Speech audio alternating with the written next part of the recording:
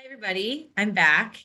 And so now I'm going to lay out two case studies in Cincinnati's Black history that we're going to sort of think about a little more deeply. But before we do that, I realized that when we recorded the video with Rory last night, I didn't leave time for Carlton to introduce himself. So I want to stop here and have Carlton push pause and tell you a little bit about who he is.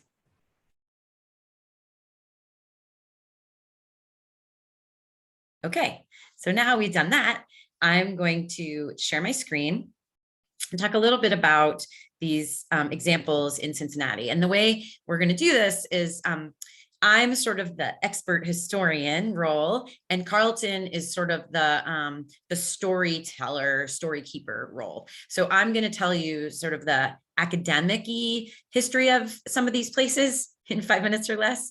And Carlton is going to fill that in from his own personal experience. So these are places that I've worked on professionally, and Carlton has lived and experienced. So together, we sort of bring together these two threads of history. Okay, so with that, I'm going to share my screen and move to this PowerPoint. Let's see, slideshow from the current slide. Okay, so here we go. So we're going to start with a building that I'm going to call Revelation Baptist Church. Some people also call it Revelation Missionary Baptist Church. Here's a photograph from the 1930s of the dedication, rededication of the building that they moved into in 1927, 28. And this is the congregation pictured in Cincinnati's West End, which at that point was transitioning to a Black neighborhood because of the influx of migrants from the Great Migration. Okay, so I'm going to just kind of back up. Here is the building that we're talking about. And you can see that it originally was in a dense urban neighborhood. This park actually came later. So this block also was built up, dense urban neighborhood. It stood out taller, kind of above the surrounding buildings for the most part. Its position has changed quite a bit over time, but I like this image because it sort of sets its urban context for you. This is actually, this image is from the 19 teens. So a little later. The thing to note here is that this tower is gone or was missing from the church by the time I ever saw it. So here's a little history. Okay, so I'm going to move my picture over here. The building was originally built 1864, 1865, right during the Civil War, actually. It was built by a Jewish congregation, the Congregation of Brotherly Love, and it was called the John Street Temple. In this space, it witnessed the transformation of this community from an Orthodox congregation to a Reformed Jewish congregation. People probably know that Cincinnati is sometimes called the cradle of Reformed Judaism. It's where the Reverend Isaac, or the Rabbi Isaac Wise, practiced and really promoted Reformed Judaism. So in this building, the building actually bore that change. So it went from having a women's balcony to having integrated gender seating on the main floor. Originally, there would not have been music or an organ, and later an organ was integrated as the congregation slowly transformed to more of a Reform community. So the neighborhood, which is the West End of Cincinnati, was largely an immigrant and Jewish neighborhood. When the synagogue moved in, although this was the synagogue furthest north in Cincinnati, all the other synagogues were at this point kind of clustered in the downtown, would eventually move to the lower part of the West End, whereas this is the upper West End. But by 1906, that population had largely moved out of the downtown basin and were mostly living in a neighborhood called Avondale. So this didn't make sense for this congregation anymore, the location, and they sold it to a German Lutheran church. It was called Emmaus Lutheran Church, beginning in 1906.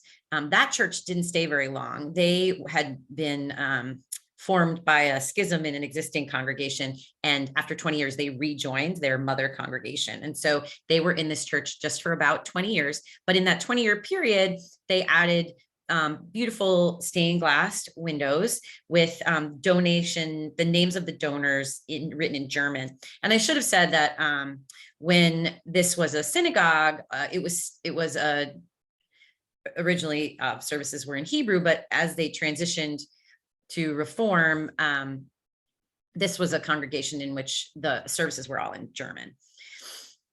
So it's Emmaus Lutheran Church, 1906 to 1927, roughly. A guy named Horace Suddeth, a well-known African-American real estate agent in Cincinnati. In fact, the guy who owned the Manse Hotel that Rory told you about, he was able to purchase the building, and then the church bought it from him. So it became this important early Black Baptist church in Cincinnati. As I showed you in that initial image, it was very well attended, and it was a vibrant community, ever growing as the West End became a larger and larger Black enclave. Lots of like sort of moments that we could pinpoint in the history of Revelation Baptist Church. And I think Carlton may tell you more about that. But the one that I want to draw attention to is that the Reverend Fred Shuttlesworth, who worked with Ralph Abernathy and Reverend Martin Luther King in Birmingham, actually was called here to be pastor and served 1961 to 1966. This is important because this is the moment in which he does most of his most effective civil rights organizing in the South. So he's actually the pastor of a church in Cincinnati, which is supporting him, paying his salary, keeping his wife and kids safe and occupied while he is able to do the more politically risky work that he was doing in the South. And it was incredibly successful. Also, because I care about women's history, I want to point out that this was where an important musician and composer, Louise Shropshire, was involved in music ministry. Louise Shropshire is now known to be the person who originally wrote We Shall Overcome, which became the civil rights anthem. It wasn't We Shall Overcome when she wrote it. It was a gospel song about God, but she played it for Martin Luther King when he came to town once, and he asked if he could sort of transform it, which he did, and it became the civil rights anthem. She did not receive credit, and in fact, Pete Seeger actually copyrighted the song later, but she has recently been sort of rediscovered as the actual author of the song, which is great. The thing that makes this building complex in terms of integrity is that there was a significant building addition for the 50th anniversary celebration of the church. So there is this sort of revitalization, reawakening, renewal of the building that corresponds to the 50th anniversary. And that causes a lot of problems with the traditional idea of integrity. So here's what Revelation Baptist Church looked like. I'm showing you here the south facade, which when I took this picture in 2019 was the most intact historic original facade. So this is basically the entire original facade. You can see these are the stained glass windows that were put in by the Lutheran congregation. And then here and here, you can see kind of peeking in this wraparound addition that Revelation Baptist Church put on in the 70s that really transformed the other three facades of the building. And it's this addition that caused for many, many, many years historians and preservationists to disregard this building and to think like it has no integrity, it's not worthy of preservation. So let's just look at what that addition looks like. Here it is wrapping around the front facade of the church. Here is a plaque written in Hebrew from the original congregation. You can see, there's this original brick detailing, but now we have this sort of angular, asymmetrical wraparound addition in some cast stone that was put in 1976, 77. And you can see that it drastically changes the shape of the building, but it's a change that's an important piece of the history of this building because it's what the congregation needed at the time. They didn't have a big open gathering space or any kind of atrium. Originally, when you came in this main door, which was here, you walked into a very small lobby, up some stairs to the sanctuary, or straight ahead into the social hall. But there wasn't sort of like a welcoming space. And there certainly wasn't very much light. This is a very dark, kind of small, narrow building. That's the way that you experience it on the inside. Here's just one more view. This is the front view of what that addition looked like. And it gives you kind of a sense of what it does. It creates this kind of entrance outdoor space for, when church lets out and everyone kind of wants to hang out. Previously, that just had to happen right on the sidewalk. And so now there's kind of a protected space for that. And it opens into this space here is a 2-story atrium that kind of welcomed you into the church. The orientation of the church was changed at this time from altar at the short end to altar at the long end, so that you now, instead of entering into the sanctuary here, you enter in this way. And so it really transformed the liturgy and the way that the congregation used the space. Here's a drawing showing that. So this is the original building. And the original front door would have been here. And now you're coming in up these stairs into this kind of open space and entering into the sanctuary here. It also added an education wing and a bunch of other other rooms that the congregation needed. You can see from these architectural drawings that this was a change that the church made very thoughtfully and that they were quite proud of. And in fact, as you read the text here, it says this architectural drawing shows the dimensions and seating capacity for the new sanctuary. The rich character of our old building has been preserved and harmoniously blended with new additions. So that's what their intention was. It wasn't like they were trying to schlock up this building, but I bet, dimes to donuts that several people in the audience, when they saw this, were like, oh yeah, no, of course we can't preserve that, right? Like, ooh, that's terrible. And I have to admit, when I first started thinking about this building as a historic site, I thought the same thing. I was like, ooh, ugly 1970s edition. But when I came to understand it and its role in the history of this congregation and the congregation's important role in the history of the West End and of Cincinnati, then it sort of took on new meaning for me. And I was able to understand why this building is more about the layers, the original building built by the Jewish congregation, the windows put in by the Lutheran congregation, and the wraparound addition put in by the Baptist church. Like, of course, that's what's going on in this building, and each layer has its own meaning. So here's what happens. I tipped you off, but the Revelation Baptist Church became endangered recently due to the construction of a new FC Major League soccer stadium nearby. The soccer folks decided that they wanted to take the site, and so they bought it. There was kind of an 11th hour effort to designate the site.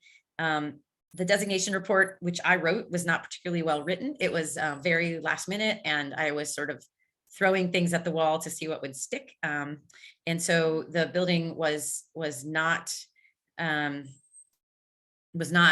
landmarked. Even if it had been, it wouldn't have mattered, because honestly, the demolition permit application had been submitted before the designation application. So we lost Revelation Baptist Church. I think in large part because for many, many years, preservationists were unable to see that this building had historic value, despite its what people perceived as ugly wraparound addition. So here's what happened. There we go. We lost Revelation Baptist Church, and I'll show you what it looks like today, but I want to say that I looked on Google Maps. Google Maps kills me. So at one point you're on Google Maps and this is what you see. It's like you're going back in time and the church is still there. And then you kind of move your cursor over and it shifts to this. So today, the site of Revelation Baptist Church is a gravel parking lot. There's no kind of commemoration. There's no understanding of what used to be here or what what the importance of that building was. So in May of 2020, the building was demolished. You can see the soccer stadium rising in the back of this Google Maps view. Today, the soccer stadium is finished and the lot is still just a gravel parking lot. So with that, I'm going to stop what I'm doing, and I'm going to let Carlton sort of fill in and tell you his personal story about Revelation Baptist Church. So you should go ahead and stop the video.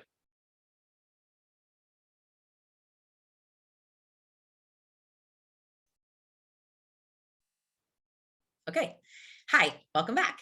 So I hope that was interesting and useful. And you can see that Carlton and I really do kind of represent the two sides of preservation. You know, I have the history and the dates, and he has the human stories that really bring it to life.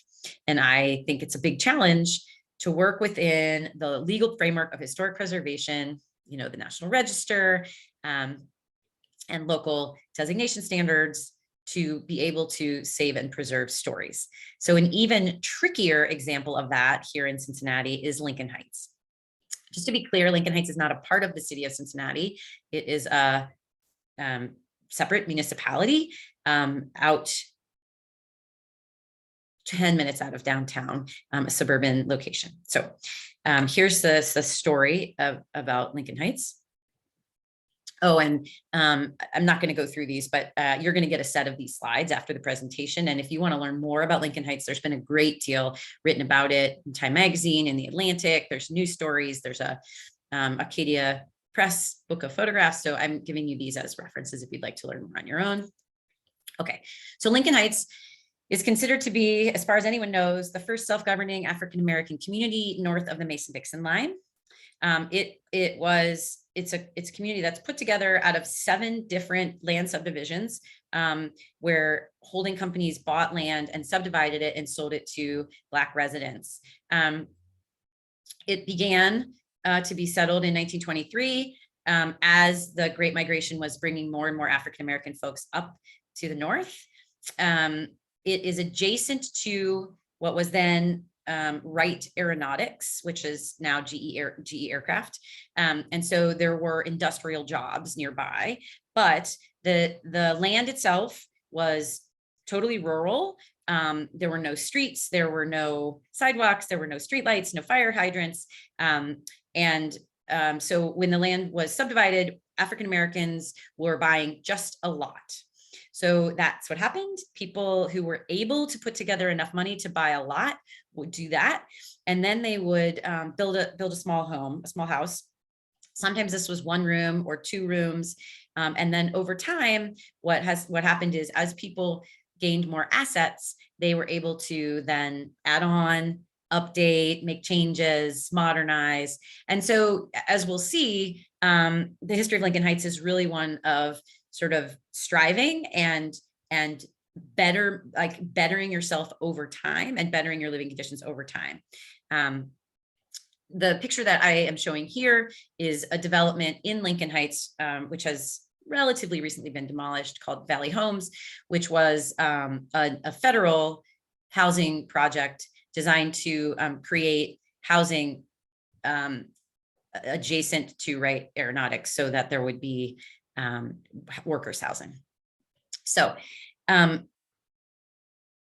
African-American community in Lincoln Heights first tried to incorporate their village in the 1930s, and they were repeatedly thwarted. So the community immediately to the south filed an 11th hour appeal. So they had gone to the state government and they had said, we want to incorporate, we want to create a village. And there's a window of time in which other folks can contest that. And literally with less than a day to go, the city of Reading, adjacent to the south, contested that. They were honestly worried about having a prosperous African-American community just adjacent. So over time, the proposed boundaries of Lincoln Heights, what Lincoln Heights proposed in that initial filing, was reduced by 90%. So the land that is today Lincoln Heights is 10% of what the original hope for the size of the community would have been. And what came out in that 90% was industry, the Wright Aeronautics plant, transportation systems, and commercial. So, commercial strips. So there is now not a lot of room for tax-based, tax-producing properties in Lincoln Heights, which has vexed them and caused problems all the way along. And I just want to be clear that reduction in the boundaries was clearly racist and and it's well documented. There's lots of things you can read about it. It was clearly that white communities did not want Black people to have control of these kinds of resources. So the African-American community was finally incorporated in 1946 after a significant struggle and with very reduced boundaries and resources at their disposal. But nonetheless, it was really prideful and successful, and they had an independent all-Black school system, which is really important because, as you probably know, African-American students in most of the world had to be educated by white educators who were raised in a racist culture and sort of passed on racist attitudes to their African-American students. So it was incredibly important and liberating for Black students to be educated by Black teachers. Lincoln Heights also had its own municipal police and fire departments. And then it was home to lots of great famous people that we know. The Isley brothers were born and raised in Lincoln Heights. Nikki Giovanni grew up here. Carl Westmoreland, who's an important African-American historian. DeHart Hubbard, who was the first American to ever win a gold medal at the Olympics, and others. Okay, so let me just show you Lincoln Heights. This is what the boundaries are today. And, I'm sure it will come to this. You can see, right, that this is a funky shape. It has a big bite out of the bottom here. Well, it will come as no surprise to you to learn, and you can kind of almost tell by the size of these buildings that this is an industrial core right here, right? This is all an industrial area, which the city of Reading adjacent chomped out of Lincoln Heights because they wanted to control this industrial area.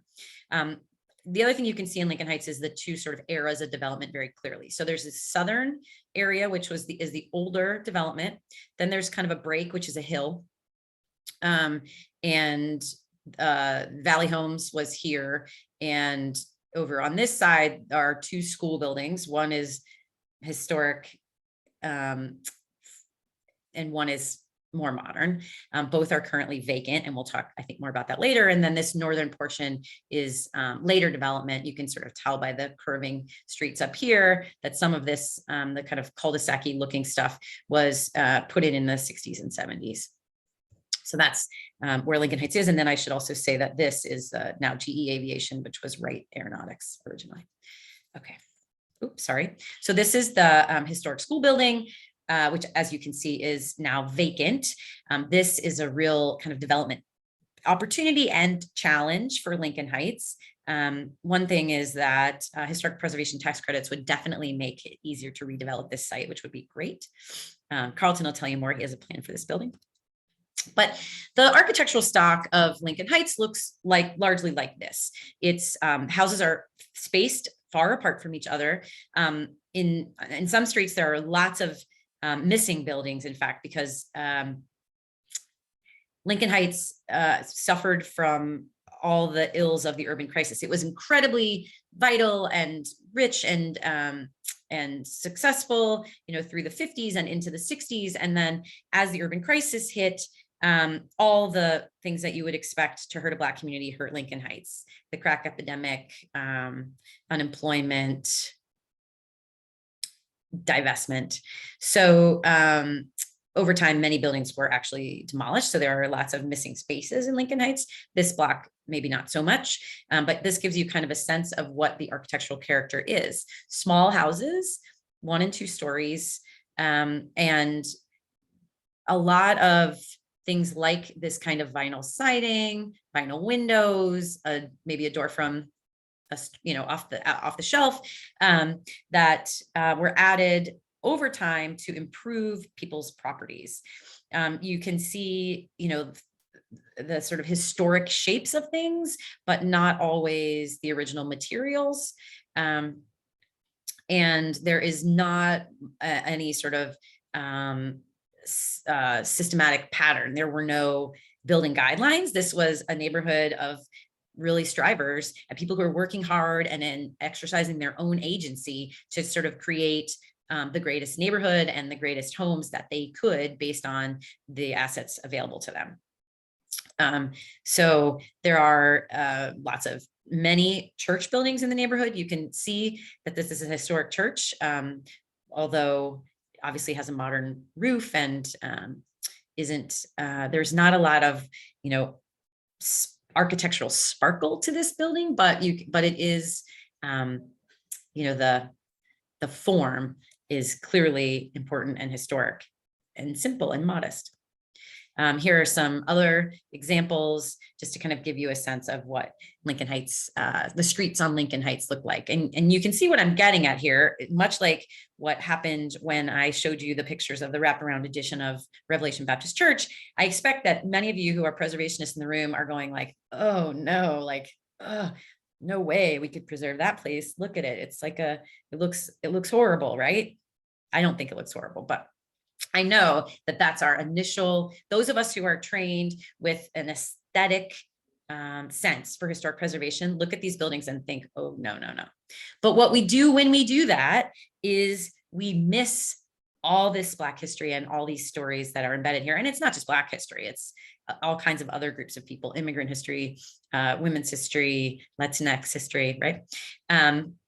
And so, what I'm challenging you to do here today is to really think about how, when you're driving down the street in your neighborhood or your communities, how do you peel away that initial response of like, oh, those buildings are insignificant. They don't have integrity, right? How do you peel away that first reaction and get to what are the stories these buildings do have to tell and what's left here, what's available to me here to learn from, right?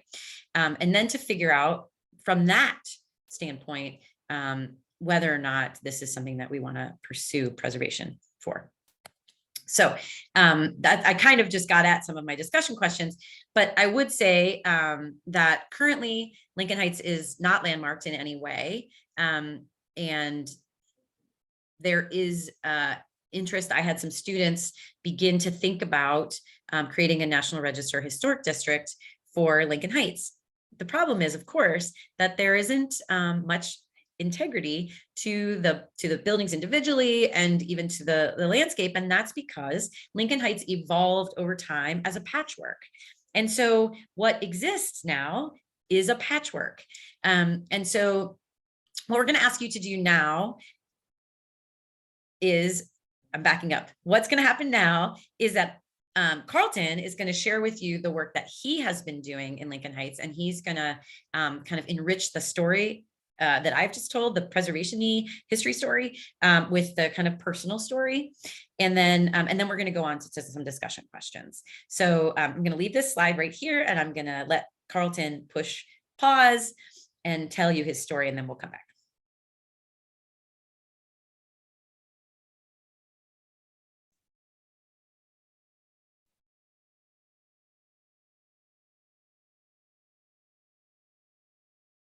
Okay, so now that we're back, what we're going to do, Carlton's there to facilitate, and we're going to have you work in some groups, I think, although it's up to Carlton since he's the one working the room, and talk and think about some questions. So here's what we're wondering. By the way, this is a storefront in Lincoln Heights, and once an important Black-owned business, now a vacant building. So here's what we want to think about. What can you do in the next 6 months? So in the short term, what can you do to help rethink and complicate the way integrity and period of significance are interpreted in your state or in your community to help diversify the sites that you are preserving and celebrating? What can you do in your own place? How can we as a group help to institutionalize a broadening of the idea of integrity to allow us to have a bigger umbrella to include places like Revelation Baptist Church and Lincoln Heights? What are the Black history sites in your own community that professional preservation may be overlooking? And then 2 specific questions. 1, now that Revelation Baptist Church is lost, how do you think it should be commemorated? What should we be doing to mark that spot or to let people know that important history that we no longer have the physical document for. And then finally, what do you think the best strategy for the preservation in Lincoln Heights would be? I apologize, there's a typo in that sentence. What do you think the best strategy for preservation in Lincoln Heights would be? So with that, I'm going to turn you over to Carlton, and I hope you guys have a wonderful rest of the day. And thank you so much for being here.